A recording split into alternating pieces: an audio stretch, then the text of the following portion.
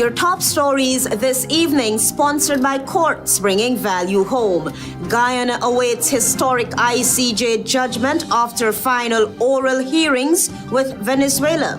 President drags officials into midnight rain as city flooding worsened overnight. Appeal court's reversal of High Court ruling on Exxon's liability costs troubling. Dr. Adams, GDF staff sergeant freed, co-defendant found guilty in COVERDEN narcotics case.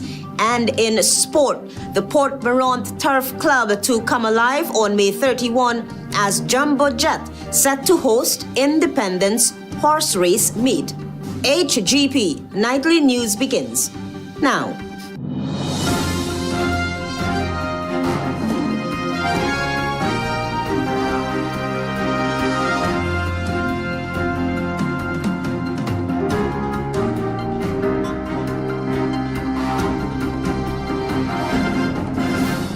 Good evening to our viewers here in Guyana and online. I'm ALETHEA Grant with the Tuesday, 12th April 2026 edition of the HGP Nightly News. We will tell you this evening that Guyana's Essequibo case has entered its final stage at the World Court, with Venezuela still refusing to accept the International Court of Justice's authority, setting up a major legal and diplomatic showdown over the 1899 border award. Here is more.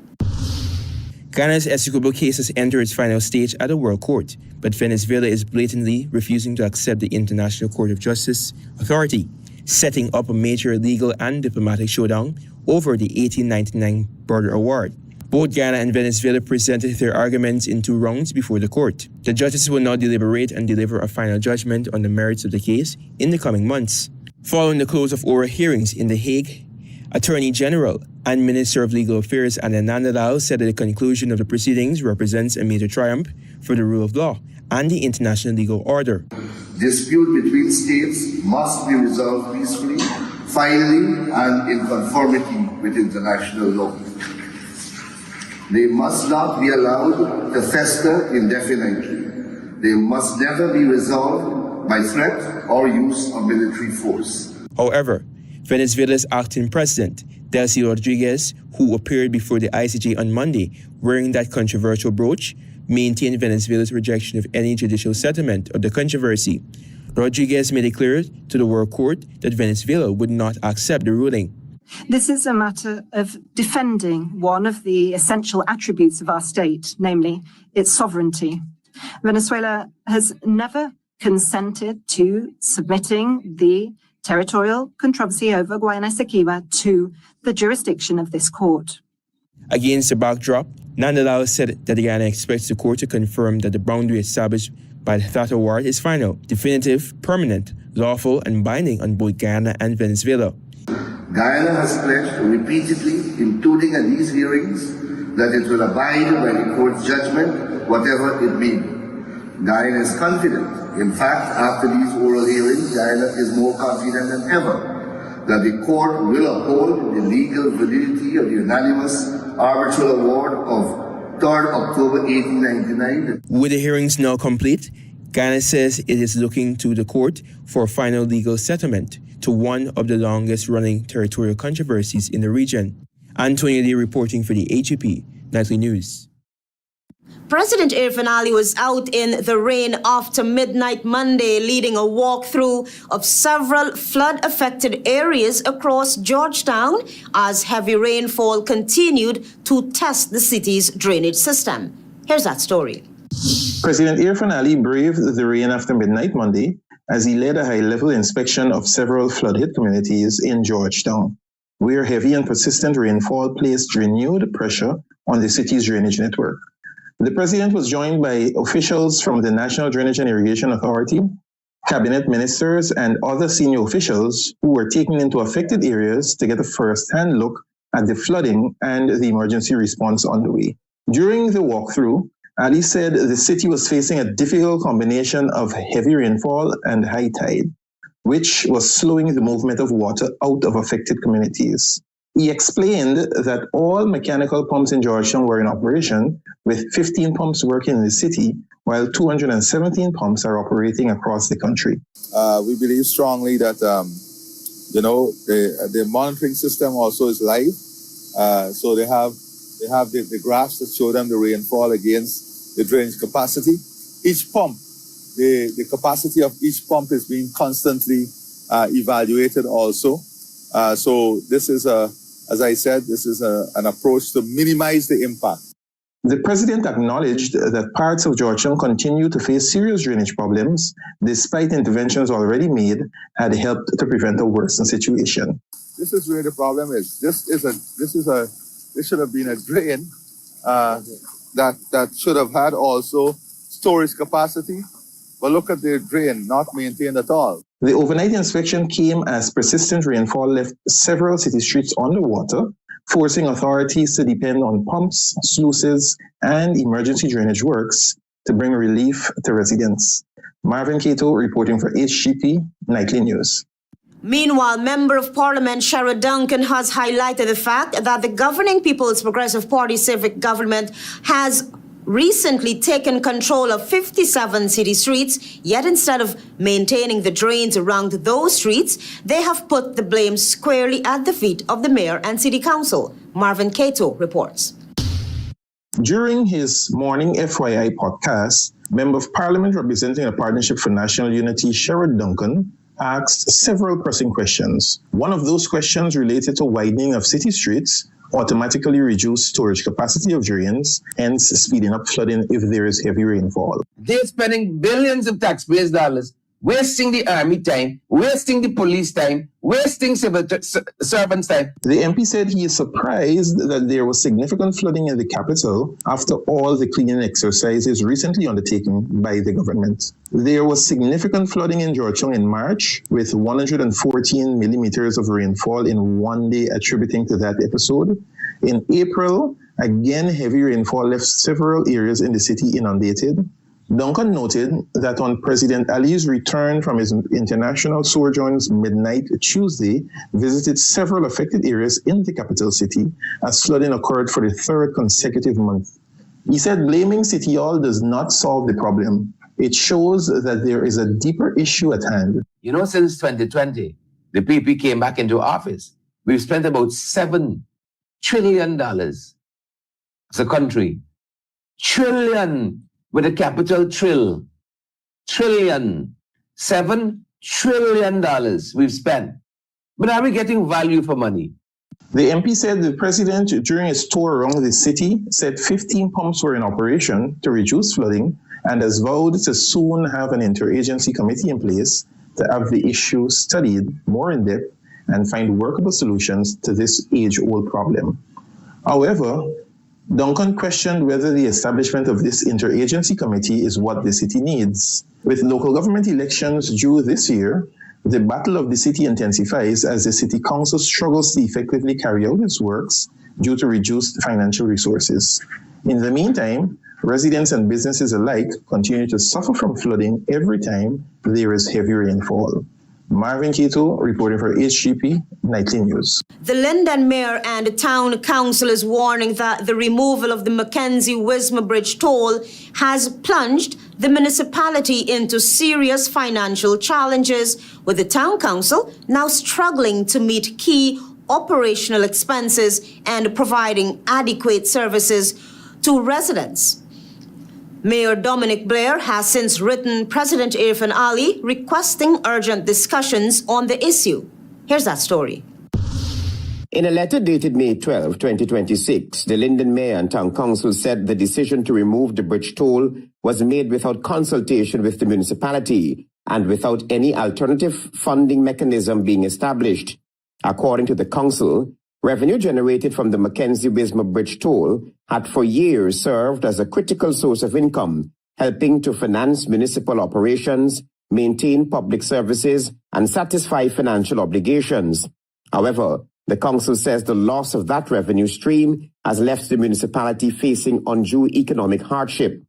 The letter states that the council is now struggling to pay essential bills and continue delivering services to residents of Linden. It also noted that efforts to improve revenue collection through rates and taxes have faced ongoing challenges and have not received the necessary support from central government authorities.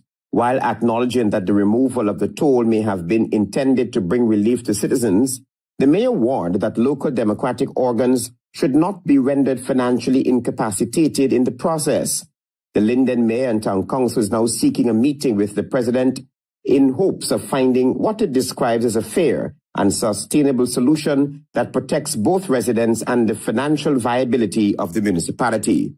Travis Chase, HGP Nightly News. Join us after the break. We have more news for you.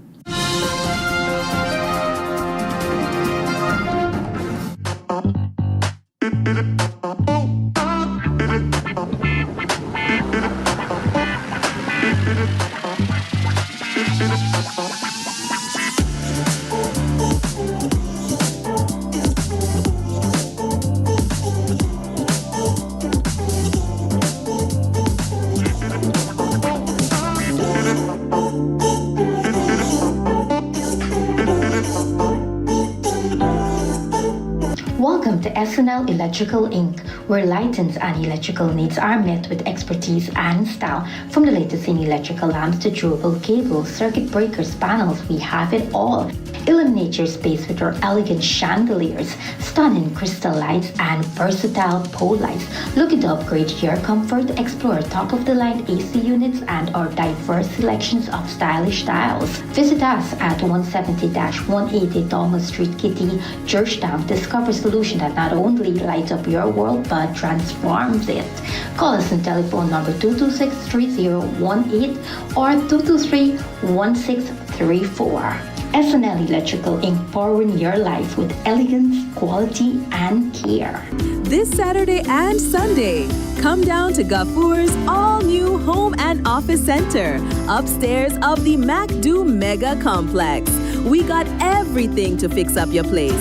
Recliners, TVs, refrigerators, chandeliers, kitchen appliances, fitness equipment, outdoor furniture, toys, back-to-school bags, all under one roof at prices you can't beat.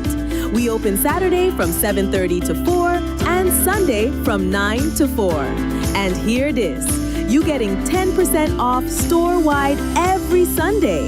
So don't miss this opportunity to save big. Call 223-9896 or come down this weekend to Gafour's all-new home and office center, upstairs of the MacDo Mega Complex. Gafour's, the name you can trust. See you there. Welcome back with the HGP Nightly News. Shocking and disappointing were the words used by Petroleum Engineer Dr. Vincent Adams to describe the recent ruling by the Court of Appeal to overturn a High Court landmark ruling on May 3 in favor of oil giant Exxon Guyana. Antonio Day reports. Dr. Vincent Adams, former head of Ghana Environmental Protection Agency, tore into the recent appeal court's reversal of Justice Sandal Kusun's May 3 ruling. The original decision made at the High Court mandated that ExxonMobil Ghana Limited, the operator of the Sabre block, secure a parent company guarantee, known as a PCG, from its parent company ExxonMobil and affiliates CNOOC and Hess to cover all costs related to potential oil spills. The former EPA director highlighted that the PCG policy is a crucial safeguard for Ghana's environment and finances. The petroleum engineer viewed the court's reversal of the decision as a serious setback to national sovereignty. This here is the most shocking decision, Antonio. It's very disappointing, with all due respects to the honorable judges. ExxonMobil, controlling more than 80% of Ghana's oil, was absolved of liability, leaving its asset-poor subsidiary, EMGL, solely responsible, risking financial vulnerability for Guyana in case of an oil spill. They're taking 86%, so that's, I think it's a consensus that this contract is lopsided. So here it is, Guyana is bending over backwards, sacrificing its wealth to make Exxon rich. Adams contended that all costs implies unlimited liability and criticizes the court's request for a damage estimate as unrealistic given the unpredictable nature of spills. The ruling, according to Dr. Adams, facilitates Exxon's evasion of responsibility while exposing Guyana to environmental and economic risks, including pollution, ecosystem damage, and health hazards from toxic discharges. So there's no question that we will be bankrupt, and who knows what's going to happen to the rest of the Caribbean. So this here is just mind-boggling to have such a ruling. Lessons from Nigeria's Shell lawsuit and Peru's Repsol spill highlights the need for strong liability frameworks and prudential guarantees for accountability in the oil sector. Dr. Adams reference. Antonia De reporting for the HGP Nightly News. An estimated 1,900 Cuban medical personnel have performed more than 25,000 eye surgeries in Guyana while enhancing this country's health care capacity. This statistic was shared by Cuba's ambassador to Guyana as the two countries share more than 50 years of diplomatic relations. Here's that story.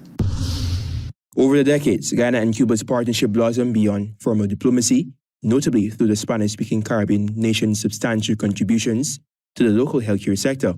Since the inception of these ties, close to 2,000 Cuban medical personnel have been deployed to Guyana to aid the local health sector. These statistics were provided by His Excellency Jorge Francisco Luis, Cuban ambassador to Guyana, during an exclusive interview with Nightly News. Over these years, we had more than 1,900 medical personnel coming to Guyana in different medical missions. Eye care, our medical missions in Guyana perform more than 25,000 surgeries during this period. So I believe it has been a very meaningful contribution. Ambassador Luis highlighted the dedication of the Cuban medical team in Guyana, emphasizing that the true value lies in the collaboration and knowledge exchange between the nations, particularly in tropical diseases. The work of the Cuban Medical Brigade has not only saved countless lives, but also strengthened the medical infrastructure and expertise within Guyana. At this juncture, the diplomat referenced examples of medications developed by the country to reverse chronic illnesses such as diabetes. We have important medical challenges in the world and in the region, such as, for example, cancer and diabetes. Cuba has some products that we can share with Guyana to avoid, for example, amputations in the case of diabetes. We have vaccines against lung cancer and other types of cancer, and there's a lot of experience we can continue to share. Luis also noted Cuba's key role in Guyana's construction industry due to the local labor shortages. He highlighted the severe challenges Cuba faces from the United States blockades, particularly the January 29 fuel blockades impacting vulnerable populations like the elderly, women, children, and hospital patients. Antonia De reporting for the HGP Nightly News. A Guyana Defense Force staff sergeant who was jointly charged in connection with the discovery of more than 150 pounds of suspected cannabis in the force's vehicle has been freed after a magistrate ruled that the prosecution failed to prove its case beyond reasonable doubt. But his co-defendant was found guilty and is now awaiting sentencing. Travis Chase reports. On Monday, Magistrate Wanda Fortune, sitting at the Friendship Magistrates Court, dismissed the narcotics trafficking case against Guyana Defense Force Sergeant Adisa Higgins after upholding no case submissions made by his attorney Bernard De Silva. Higgins had been jointly charged with co-defendant Colvis Sam following the discovery of more than 150 pounds of cannabis in a Guyana Defense Force vehicle at COVERDEN, East Bank, Demerara, in June of 2024. In his submissions to the court, Attorney Bernard De Silva argued that the prosecution failed to establish a case against Higgins and did not prove that he had knowledge or control of the narcotics allegedly found in the vehicle. The defense maintained that Higgins was merely a passenger in the vehicle at the time of the interception and that there was no evidence linking him directly to the narcotics. De Silva also raised concerns about lapses in the police investigation, including the absence of photographs, fingerprint evidence, proper chain of custody, documentation, and evidence showing where exactly the narcotics were found inside the vehicle. The attorney further argued that the vehicle was under the control of the driver Colvis Sam, who, as the designated driver of the GDF vehicle, exercised sole custody over it. Magistrate Fortune ultimately agreed with the submissions and dismissed the case against Higgins. However, the magistrate found co-defendant Colvis Sam guilty as charged. The court deferred sentencing until Friday, May 15, while awaiting the official valuation of the narcotics. Travis Chase, HGP Nightly News. Join us after the break. We have more news for you. Planning a cleanup? We can help. Sevon's Waste Management skip bins can be provided for home renovation projects, yard cleanup, or construction project. It's simple. Step 1, give us a call. Step 2, we put down the bin. Step 3, load it up with all of your junk. Step 4, we take it away. That's simple. Bins are also available in various sizes, so there is no job that is too big or too small. Call Sevon's Waste Management today at 218-1455.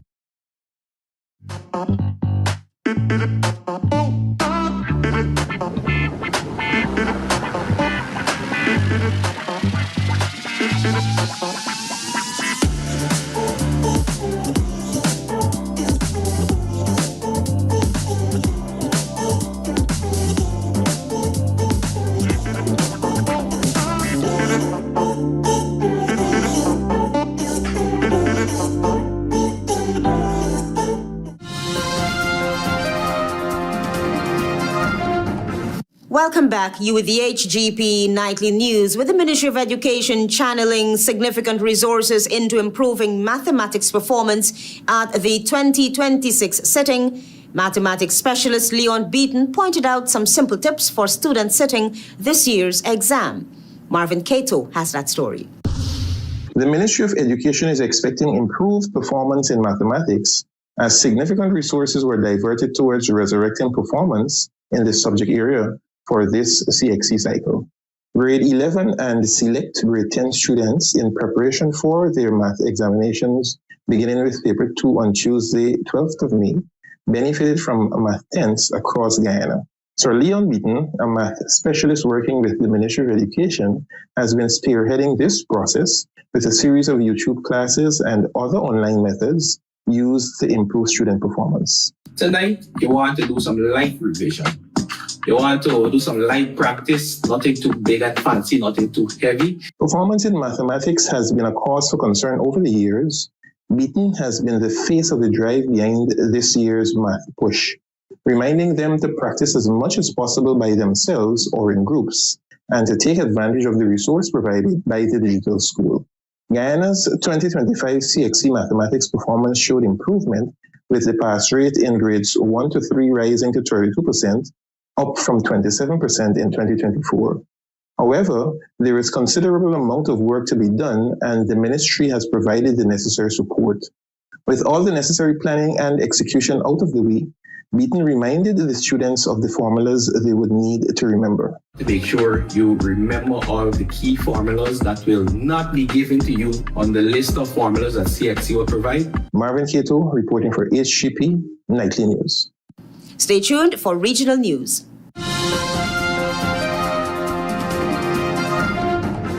Guyana, up your cash. Over 100 winners. More than $2.5 million in cash and prizes up for grabs. Win cash every week. Plus a chance to up your cash to $500,000. And that's not all. Win back your grocery bill up to $20,000 cash every week. Just grab any Buster Turbo Energy Drink, Fruitopia, Oasis Flavored Water, Fruit or Viva Sparkling Flavored Water. Look for the code starting with BB, then visit at Buster Guyana on Facebook or Instagram for details. Up your cash today. GCOM is currently conducting a national registration exercise. Who can register? Anyone who will be 14 years or older by June 30, 2026 and is a Guyanese citizen by birth, descent, naturalization, or is a citizen from a Commonwealth country living in Guyana for 1 year or more. It is the civic duty and legal responsibility of all Guyanese who meet the eligibility criteria to apply for registration. By so doing, you will be ensuring that you are issued a national identification card and be included in the official list of electors for future elections, provided you meet all eligibility criteria. This registration exercise will end on May 29, 2026. You need to apply for a transfer if you now live at a different address than the one you were registered at. For more information, contact the GCOM on 225-02779 or visit www.gcom.org.gy.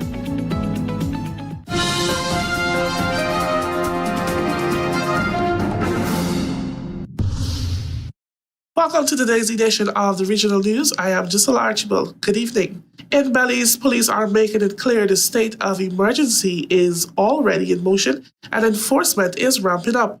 At a press briefing on Monday, Commissioner of Police Dr. Richard Sando described the measure as targeted, saying it is designed to respond to what he calls extraordinary circumstances. So far, 9 individuals have been detained under the SOE and transported to Belize Central Prison in what appears to be just the beginning. The commissioner warned that more detentions could follow if authorities deem it necessary.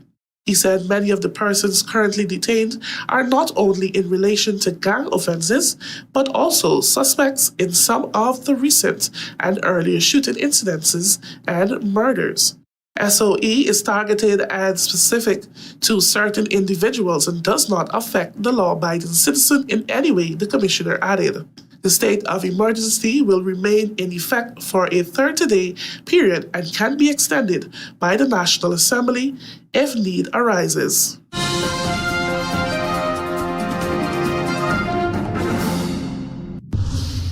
The Caribbean Examination Council says its approach to artificial intelligence, AI, in school-based assessments is grounded in fairness, human judgment, and confidence in the desire of regional learners to do well in demonstrating their knowledge and competence.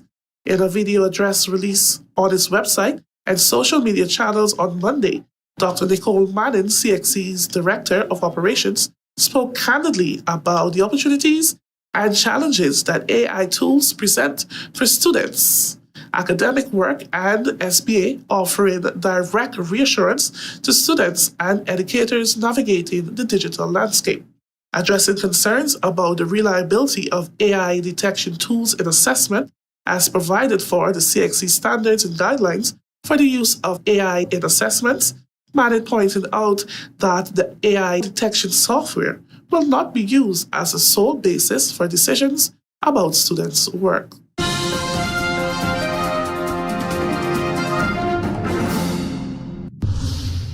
And internationally, U.S. prices rose in April at their fastest rate since May 2023, as the impact of the war in Iran was increasingly felt by consumers. A jump in the cost of gasoline and groceries pushed the consumer price index, showing the rate prices rose in the past 12 months to 3.8. It is the highest level since inflation hit 4% 3 years ago. The Bureau of Labor Statistics said almost half of the rise was driven by surging energy costs, while housing and food costs also contributed. The U.S.-Israel war in Iran resulted in the closure of key shipping lanes has led to a jump in oil prices, and this has caused a surge in the price of gas in the U.S. It comes days before Trump appointee Kevin Warsh is set to take over from Jerome Powell as chair of the U.S. Central Bank. Stell said the incoming chair would enter the role with little room to maneuver and may be forced to take a more conservative approach. Trump had clashed with Powell over his reluctance to cut the central bank's interest rate, which the president hoped would spur on the U.S. economy. I am Giselle Archibald. Thank you for watching.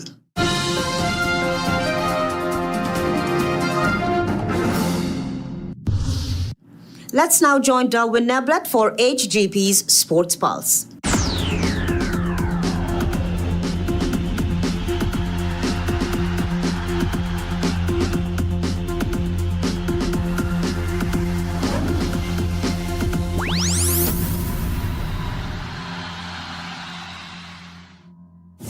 Good evening, Guyana. I'm Darwin Neblet with your HGP TV Sports Pulse for today, Tuesday, May 12, 2026. We begin tonight with horse racing. The Bushlot United Turf Club successfully hosted a match race horse meet in Berbice on May 1st. Scores of Guyanese turned up to witness multiple exciting races, including Monica Time versus Glory Queen and GT Boss versus Summertime.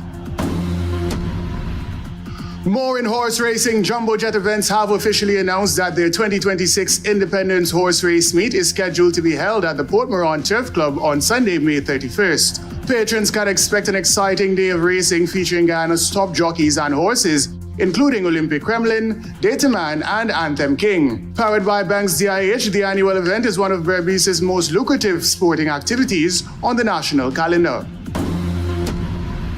Into football, action concluded in the Ministry of Culture, Youth and Sports 2026 East Bank Intervillage Football Tournament with multiple fixtures at the Eccles EE Ground on Sunday. In the third place playoff, Herstelling emerged victorious after a narrow 1-0 win over Agricola. In the grand final, Champions Grove secured a dominant 3-0 victory over Kurukururu on the back of 2 goals from Dominic Garnett and 1 goal from Lloyd Matthews. Moving into cricket, action continued in the Georgetown Cricket Association's N-Line Security Logistics Inc. Under-17 50 overs tournament, with the Georgetown Cricket Club taking on Queen's College over the weekend. Batting first, GCC reached 240 on the back of a brilliant 58 from national under-15 all-rounder Shahid Ramzan. Ramzan later completed an outstanding all-round performance, returning to take 4 for 11 with the ball in a commanding 165-run victory. Finally, in cricket, action resumed with day 2 of the 4-day warm-up match between the Guyana Harpy Eagles and the West Indies Cricket Academy at the Antigua Recreation Ground in St. John's on Monday. Resuming on 423 for 6, the West Indies Academy were bowled out for 485 in 101.3 overs, as Richie Lucknott was the pick of the Guyanese bowlers on day 2, taking 3 for 86. In response, Guyana reached 248 for 3 in 68 overs on the back of an unbeaten 110 from Matthew Nandu. Tejan Ryan Chandapal added 59 as the Harpy Eagles headed into day 3, trailing by an additional 237 runs. That's it for this edition of the HGP TV Sports Pulse. I am Delwyn Neblett, reminding you to stay in the game.